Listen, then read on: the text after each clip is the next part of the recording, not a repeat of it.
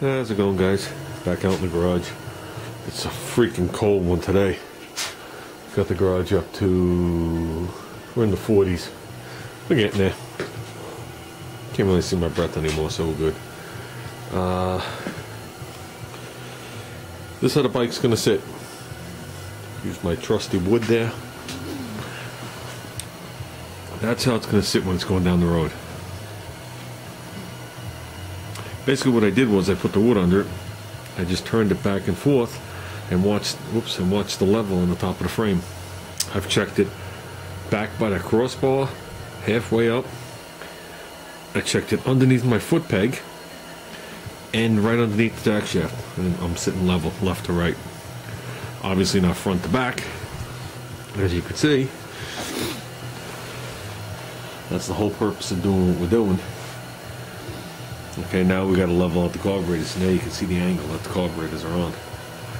I'm going to level one out just so we can see. Hold on. Okay, I leveled the back one this way and this way. Still going to take it apart. I just want to see the difference. You can see how much higher I had it. You see the angle it's on now? So, you look at it quick, it's going to give you the illusion that the carburetor is sideways. But in reality, that one's sideways. So now when this float fills up, it's going to fill up equally. When this float fills up, it would fill up crooked. So, and before, the backs of the carburetors would dip down. So as the float would fill up, it would fill up crooked. It was coming right up through the shaft right there. So, that's more like where it's going to be. Try and tuck it in a little bit tighter to the cover. So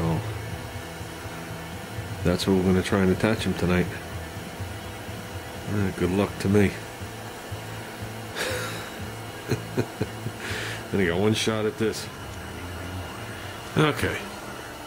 Double checking the frame real quick. Double checking. I don't know if you guys can see the bubble. That way. I did do it underneath, it's kind of hard, but I did confirm it with this way, so I've been doing it this way. Put the flange like this. If you guys can see where my finger is up there. So, that just means the intake is flowing. Well, the carburetor is sitting flat, the intake could be going up in the air, it doesn't matter to me. In case when the flanges are slightly crooked. So the carburetor is sitting level this way and sitting level this way. If you look at so we wound up with the JB weld. This one's done. This one ain't. That one has to be redone. So I think the problem I had with that one was the heat sink involved with that flange. Caused problems. So not a big deal. I already did the one side. Just throw it back in the drill press. Hit it with the unibit. Cut out the braze. Pop the tube out. We'll start again. Boom! Yes! And we'll machine that corner again. I'd have actually nicked it. Okay, no big deal. It pissed me off at first. Because this is the way I was going to do it the first time. And for some reason I changed my mind. Even knowing how strong that joint was yesterday when I tested it. I don't know if I'm going to show the video at the end, whatever. Could not break this bad boy. We had to melt it to break it. And all I did was give it a basic cleaning. Nothing fancy. Let me see if I can get it apart.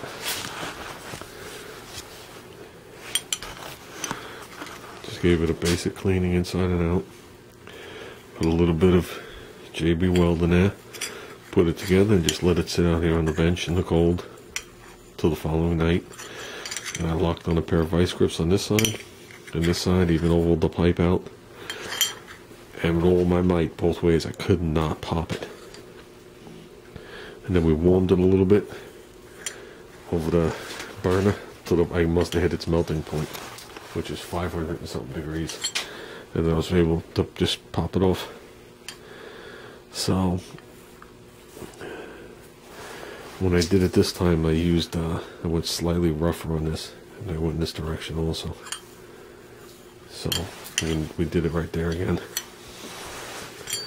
And we'll see how it works out. At least this way, if it doesn't work out, at least all the joints are clean again at the end. So we'll give that intake one more chance. Okay guys, back to square one on these. I'll tell you, it was hard getting that pipe out. I went in there with the unibit, drilled as much as I felt comfortable because I didn't want to get into the steel. Put it in my vise and clamped it, and the pipe physically collapsed completely and then just started to tear slightly. But K. Robinson II was right. The braze never failed. The pipe actually ripped. And then after I had it out, I kept squeezing it and got it out. I just went in there with the unibit and redid it. Same with this one. So I got to redo this intake. You know, we had some difficulties, to say the least. But making the pipe is the easy part. Making the flanges is what took time.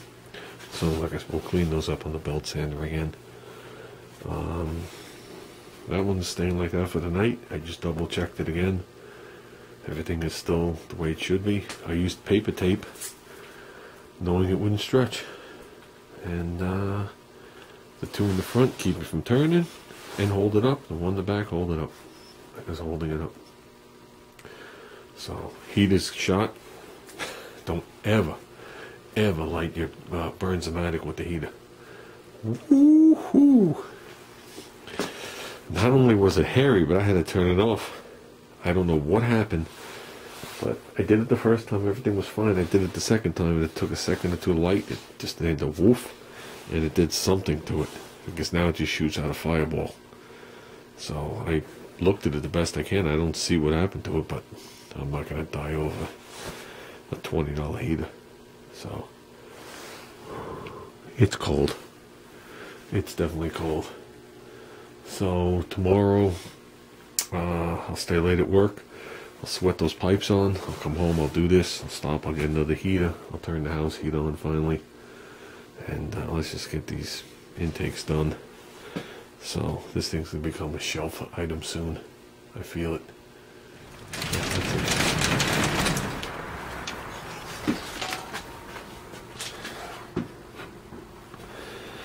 Okay. You gotta make sure you never use it again.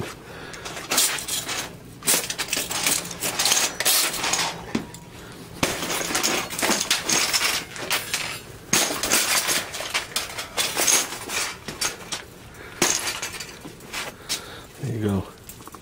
Now we know when I put it in the garbage, nobody's gonna garbage pick and get killed.